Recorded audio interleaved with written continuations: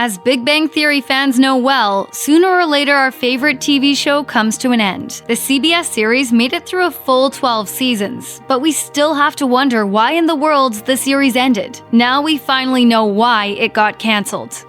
Though it went on to have a successful run of 12 seasons, The Big Bang Theory almost didn't get picked up by a network. The Hollywood Reporter reported that Steve Holland, showrunner for a time during the production of the hit TV series, stated that the show's producers didn't really think it would amount to anything even close to what it turned out to be. In fact, this beloved series almost didn't even include the stunning Kaylee Cuoco who played Penny, the nearby neighbor to Leonard and Sheldon. CBS originally planned to bring in actress Amanda Walsh to play Penny rather than Cuoco. It's a little hard to imagine the show without the vivacity that Cuoco brought to her portrayal of Penny, isn't it? It's impossible to know whether Walsh would have brought as much chemistry to the set as Cuoco did, but luckily CBS ultimately chose to produce the series after it was reworked and had Cuoco in the cast. The Big Bang Theory made it past the initial cutting floor and flew through 12 seasons, but there were hints of an impending conclusion even earlier than the actual series finale date in May of 2019. In a podcast interview with actor David Tennant on David Tennant Does a Podcast with, Jim Parsons, who played Sheldon, revealed some additional details about the series and his thoughts on when the contracts could end. Parsons told Tennant about his final contract, which covered a period of only 2 years, saying, "I kind of had a suspicion in my heart, I think, that was going to be it for me when I did sign that contract, but you never say never, and who knows." Without those last 2 seasons, viewers would have missed out on quite a lot that happened in each of the characters' lives. The series finale alone was jam-packed with surprises and interesting twists that involved a Nobel Prize, an unexpected pregnancy, and even more. Jim Parsons' character Sheldon had multiple quirks that we came to love. Most of the time, those quirks annoyed and even angered the other characters on the show. So strange. No matter how thoughtless and selfish he is, I still love him.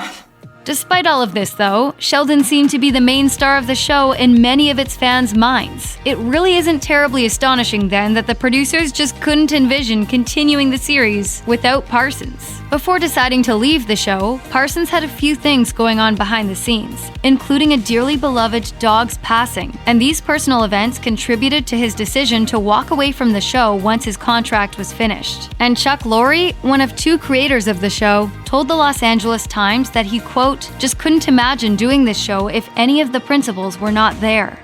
Parsons was concerned about preventing the show from getting stale, but it turns out that his late father also played a role in his decision to walk away from the show, as Parsons shared on David Tennant's podcast. When making his decision about whether or not to continue doing the show, Parsons, who was starring in the Broadway production of The Boys in the Band, during the final 2 years of taping the TV series, spent some time remembering his father, who had passed away at the age of 52. Parsons came to the stunning realization that he would be 46 years old when the show concluded in May 2019. The fact that this was only 6 years away from the age when his father died seemed to serve as a bit of a wake-up call for Parsons, who noted that he thought, "I think there's other things I need to try and do." It may come as a surprise to be informed that the style of The Big Bang Theory is actually almost obsolete. The main difference in its filming style compared to other shows involves camera usage, specifically single camera versus multi-camera shooting. As Screencraft explains, single camera use is something that has become more commonplace for TV shows filmed within the last 10 years or so. The term single camera is actually rather misleading because it doesn't refer to the number of cameras utilized for production. Instead, it essentially signifies that the series was filmed with no audience, so it feels more like a movie set than a TV show. The Big Bang Theory was a multi-use camera production, meaning most of their scenes were shot in front of an audience. That's right, people were able to sit in and watch the filming of their presumably favorite TV show. While this type of filming is no doubt a fascinating experience, it seems that networks are moving away from live studio audiences for comedy sitcoms, making the show something of a dinosaur in today's television world. Ratings are the lifeblood of television. Pilot episodes get killed if ratings are low, and an entire series may be cut if viewers aren't tuning in as expected. One interesting detail about The Big Bang Theory is that its ratings were declining during some of the last few seasons. While in its 2015-2016 season, the series raked in over 20 million viewers. During 2016 and 2017, the season's ratings dropped and pulled in about 1 million viewers fewer than the prior season. By 2018, the average number of viewers the series garnered each week hovered at approximately 18 million. 1 or 2 million fewer viewers may not seem like such a huge deal at first glance. After all, when the numbers are in the millions like this, what would a drop of 2 million viewers amount to? While the ending of the show wasn't necessarily attributed to this drop in ratings over 3 seasons, it could have factored into the decision to end the series. The show officially ended in 2019 with the conclusion of season 12. But could the beginning of the end have started even sooner than that? That appears to be the case, according to an article published by Metro. Fans of the show will likely recall that the premise of the series originally centered on a group of nerdy scientists, all of whom were single. While the humor and group of friends remained a constant throughout all 12 seasons, there was something that fans may not have cared to see as much of: the romance factor. Daniel Clifford of Broadband Choices told Metro, "The show is about friendship and not judging a book by its cover. But fast forward to season 8 and all the characters are in relationships. 2 with each other, and the clever jokes about science have been replaced with ones about relationships and dating." Could it be that the scriptwriters struggled even back in season 8 with new material? Perhaps this is why romance began to play a larger role in the series, possibly even contributing to the decision to end the show. There is an old saying that with age comes wisdom. In some cases, this old adage can most certainly hold some truth. In the case of The Big Bang Theory, however, this saying doesn't seem to hold water. Actually, the show didn't really seem to age all that well, according to one piece published on The Guardian. The article stated that the idea behind the show was becoming, quote, "as creepy as it is depressing." The writer made an interesting observation. When the show began, the characters were young people who were roommates and friends, but by season 12, some of the actors were in their 40s. While 40 is not old by any means, in this particular case, with age came a slight creepiness factor since the characters still clung to one another as grown men. Do you know how creepy that sounds? Yeah. Fans may have been shocked, at least a little heartbroken at the cancellation of the series. However, the cast members didn't seem too surprised that their 12-year run was ending. E! News interviewed Johnny Galecki, whose character Leonard was a mainstay of the series. Galecki mentioned that the actors did talk about the show's end, though apparently it was mainly just to share the cast's collective sadness when the series would come to a close. Galecki stated, "But I think at this point, everyone's very comfortable with 12 seasons being a good time to go home and see our families."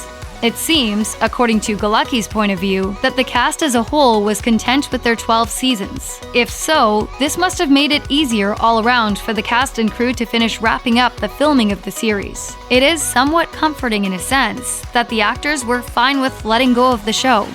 Along with measuring ratings, money is another big player in the determination of whether or not sitcoms will continue for another season. Among the many financial considerations that go along with producing a TV series are the salaries for its cast and crew. Of particular interest, as highlighted by Variety, was a listing of finalized salaries for 2 of the actresses in the last 2 seasons, Mayim Bialik and Melissa Rauch. Both stars signed contracts that brought them $500,000 for every episode filmed in the last 2 seasons The Big Bang Theory aired. This amount was actually a huge jump in pay for the 2 actresses, who'd previously earned between $175,000 and $200,000 for each episode. Meanwhile, Johnny Galecki, Jim Parsons, Kaylee Cuoco, Kunal Nair, and Simon Helberg were each paid $900,000 for every episode during the final 2 years of the show, taking a reduction of $100,000 each to help fund the additional earnings for Bialik and Rauch. With higher salaries for the majority of the cast, some nearing $1 million, CBS may not have found the show to be worth such exorbitant paychecks.